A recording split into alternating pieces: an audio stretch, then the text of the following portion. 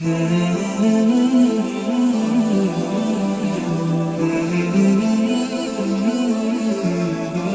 علیکم ورحمۃ اللہ وبرکاتہ۔ ان الحمد للہ والصلاۃ والسلام علی رسول اللہ وآلہ وصحبہ ومن والاه۔ اعوذ باللہ من الشیطان الرجیم۔ الم یجدک یتیما فآوی۔ برادران اسلام، میرے دینی اور ملی بھائیوں، بزرگوں، دوستوں، سیرت کا سلسلہ وار یہ درس جسے میں پیش کرنے کا شرف حاصل کر رہا ہوں، آج اسی سلسلے کی ایک کڑی لے کر کے آپ کی خدمت میں حاضر ہوا ہوں، جس میں ہم سیرت کے مصادر کے تعلق سے گفتگو کریں گے۔ نکات کی شکل میں باتیں پیش کی جا رہی ہیں تاکہ طلباء و طالبات کے لیے ان باتوں کو کوٹ کرنا اور اپنے ذہن میں محفوظ رکھنا آسان ہو جائے۔ نقطہ شروع ہوتا ہے 48 نمبر سے۔ کیا ہے وہ؟ سب سے پہلے سیرت پر جو کتاب لکھی گئی ہے وہ کس نے لکھی ہے، اس کا شرف کسے حاصل رہا ہے؟ اس کا جواب کئی اعتبار سے لوگوں نے دیا ہے، اور اس سلسلے میں چند سیرت نگار لوگوں کا نام آتا ہے۔ سامعین کرام،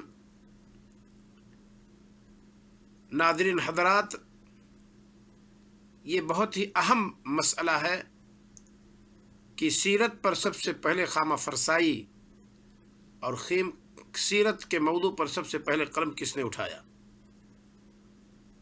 تاریخ وفات کے اعتبار سے عام طور پر اس طرح کے مسائل کو ذکر کیا جاتا ہے، لیکن اس کا لازمی معنی یہ بالکل نہیں ہے کہ تاریخ وفات اگر کسی کا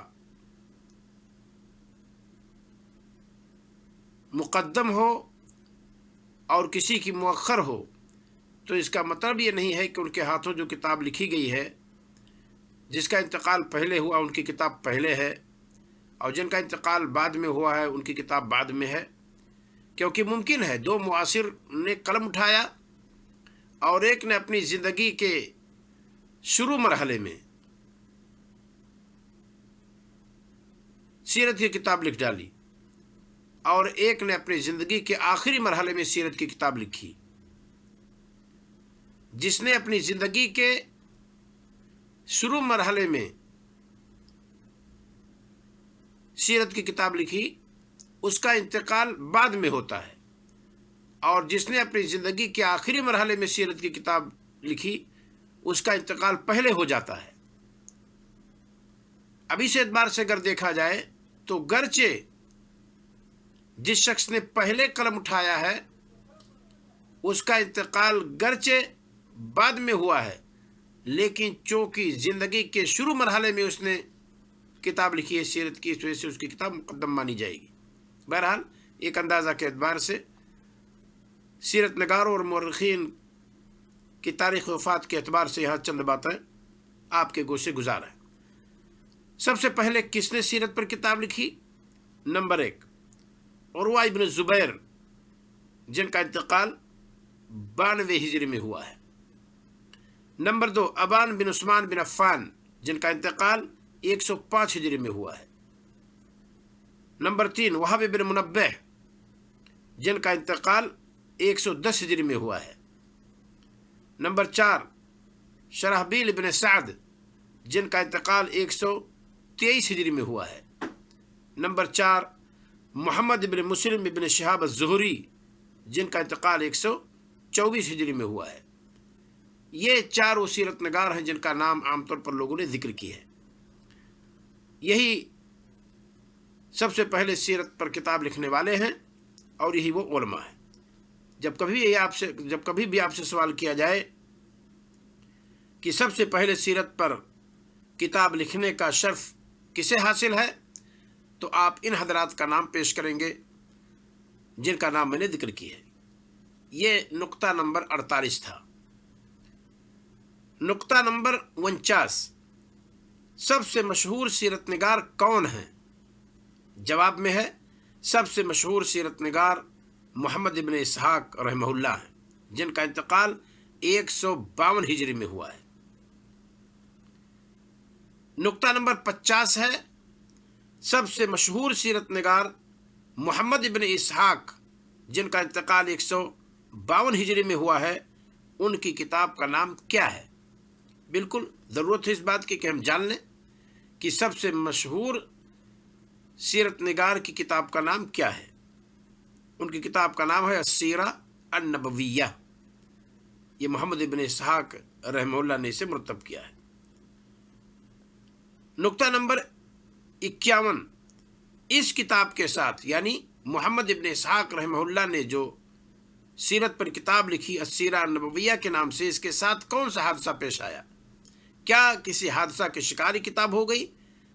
جواب میں آپ جان لیں کہ اس کتاب کے ساتھ حادثہ یہ پیش آیا ہے کہ اس کتاب کا بیشتر حصہ ضائع ہو چکا ہے۔ نقطہ نمبر 52، سیرت ابن ہشام کا ابن اسحاق رحمہ اللہ کی کتاب المغازی سے اس کا کیا تعلق ہے؟ سیرت ابن ہشام، سب سے پہلے ہم یہ جان لیں کہ ابن ہشام رحمہ اللہ کا انتقال 218 ہجری میں ہوا ہے۔ ان کی کتاب کا تعلق محمد ابن اسحاق کی کتاب المغازی سے کیا ہے؟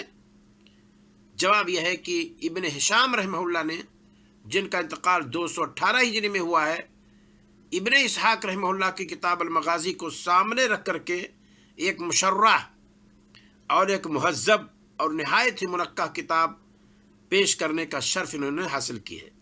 یعنی ابن ہشام رحمہ اللہ نے اپنے سامنے ابن اسحاق رحمہ اللہ کی کتاب المغازی کو سامنے رکھا ہے، اور اس کے بعد اپنی کتاب ابن ہشام کو انہوں نے مرتب کیا ہے، جو آج سیرت ابن ہشام کے نام سے مشہور ہے اور یاد کی جاتی ہے۔